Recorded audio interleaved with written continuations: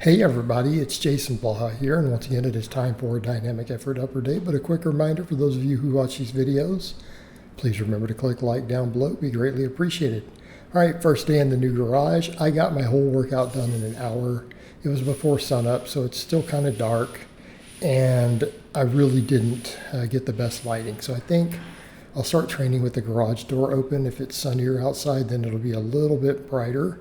So trying to get my chains kind of dialed in. The chains for the really wide grip are a little low. And as I got all the way over to the close grip, they looked a lot better. But I'm doing 5x5 now on my speed work. And for the benching, I'm going super wide for the wide sets. My index finger on the rings. I'm counting medium grip as pinky on the ring, which is normally my wide grip bench. And then we do true close grip. So I do an even split of them. So I try to do, since I'm doing 5x5, I do 2 really wide, 1 medium, and then 2 close, so that we hit all the different angles. But the problem, again, when you have this much variation in grip width in a workout is things like chains. There's so much more chain on the ground with the wider grips. But again, something I can tune a little bit, something that I can work on, and we can get it a little bit better than this, right? I'll get it a little bit better. But I'm thinking on the benching with chains, I might need to take these chains over to a 4th instead of a 3rd. Now halves would just be way too much of an issue with 5-foot chain, but maybe 4ths might do a little bit better instead of 3rds, because I really didn't have as much chain as I would like even at the top, even on the close grip. Also, the bench itself, I need to readjust it. It's about 1 inch lower than competition standards. So I need to bring it up 1 bolt hole because I measured it, and it's right at 16 inches. We really wanted about 17 inches off the floor. So again, I noticed it was really easy to set up because I'm a little lower than usual. So we need to fix that, though. We need to get that extra inch there. And like I said, these workouts are going to be shorter. I'm going to spend a lot more time on conditioning. I want to get enough volume to where I'm not risking overuse, but we're getting plenty of metabolic fatigue while still chasing progressive overload. So I did 3 sets of dumbbell presses, and I didn't go crazy heavy on these because I had to get them into position up and down.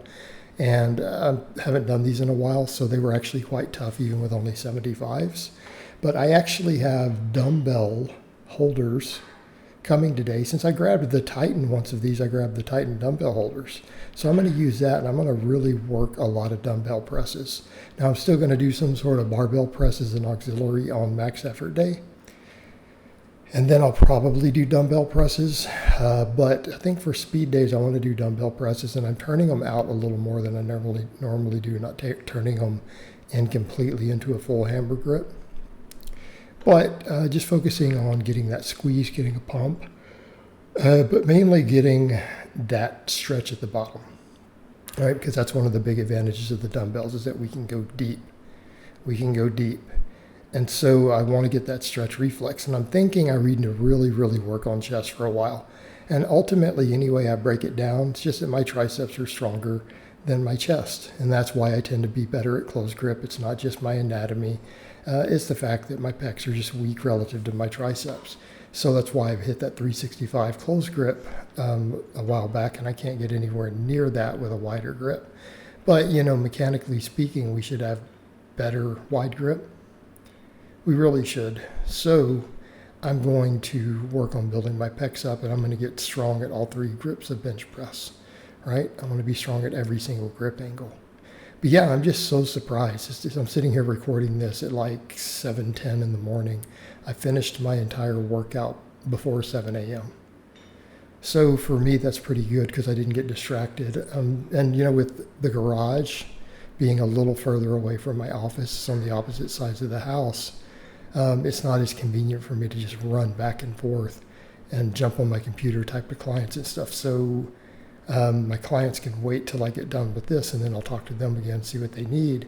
But yeah, the workflow went really good. That's one of the perks of having the gym set up the way I do is again, workflow.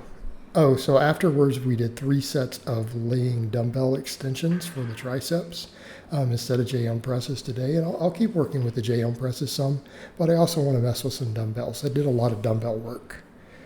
Out of my exercises today, 3 of them were dumbbells, right? So we did, for supplemental lifts or accessory work, we did a lot of dumbbell lifts today. Did a lot of dumbbell lifts, and everything else is just body weight and barbell. And I think I'm going to do a lot of dumbbells for upper body. And we know it works for lower for me, and I'm just going to stick with my tried and true stuff. Although I don't have a reverse hyper right now, I'm waiting on my upgrade to get here. It's probably going to be a week or so, I expect. Hopefully no more than that. But I gave away, because I knew I had the upgrade coming, I gave away the reverse hyper to a friend of mine who really needs it, who helps him with the move a little bit. So, everything's good. And I had offered him that already, and then he volunteered to help with the move. So that was pretty cool. But yeah, it's someone who really needs it. And again, I feel like I'm going to break that Titan economy one with the weight I'm using. So in the meantime, we're going to make it work without one. Then afterwards, we did 3 sets of 10 on medium grip pull-ups on the neutral grip. And I'm trying to rotate these grips around. I don't know that I get that much from the closed grip, so I may just rotate the medium and the wide. I feel the wide really gives me the best back activation, and I feel a little more bicep with the medium, if I had to choose between the two. So we're going to rotate them around.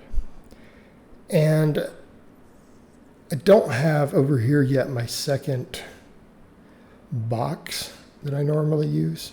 I've still got to clear a few things out at the condo. I have, maybe a third of a truckload left that just needs to be sorted, little odds and ends, and that actually got left for now. So I went ahead and just did Pendlay rows, right? Did some normal Pendlay rows to get a good row in, and these felt pretty good. 175 or 3x10, doing a true Pendlay row, which is not only resetting on the floor and minimal body English, but also means a wide grip, it's almost a snatch grip. But yeah, 175 for 3x10 got the job done. And like I said, I've got to learn these camera angles a little better in here. I should have turned the camera up a little bit higher on this stuff because, again, there's so much camera angle below my feet. But we'll get it figured out. We'll learn it. Still got to get used to this layout. Still a few things to put together. There's the glute ham raise behind me. I'm going to put it together, and even though I can't get that replacement pad, I'm going to tape it up. And eventually I might get the GHR attachment for my reverse hyper, right? And just keep it all as one unit to make better use of my floor space, right? We've got to make use of that floor space in here. And it's a pretty big garage, but I just have that much stuff at this point. But hopefully you guys are liking the new stuff you see here so far, the deadlift platform. That is great. That's going to be really good with the band pegs. But yeah, it's extremely thick. This platform is very, very thick with those pads in. That's 2-inch thick rubber. So again, those are very heavy too. So after that, we finished off with some lateral raises to make sure that my delts got fully worked. Because if you do the math, all the pressing work, the front delts, some splash over to the side delts. Posterior delts got 6 sets between the pulling with some splash over to the side. So this is just making sure that the side delts get fully worked along with the whole delt muscle and the upper trap.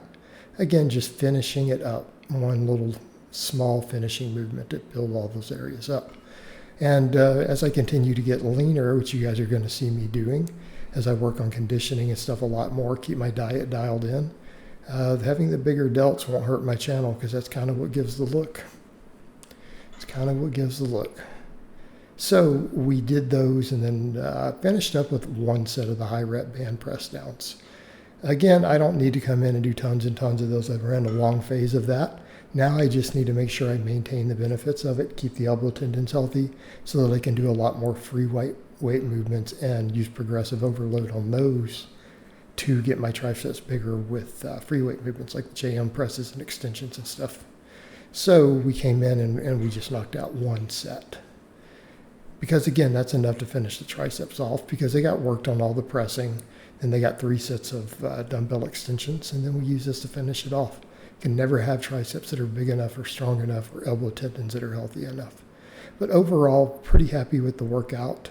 I chose chains today instead of bands since I detrained just a little bit last week to help avoid any DOMs. So I hope it has been informative, and I will talk to you guys next time.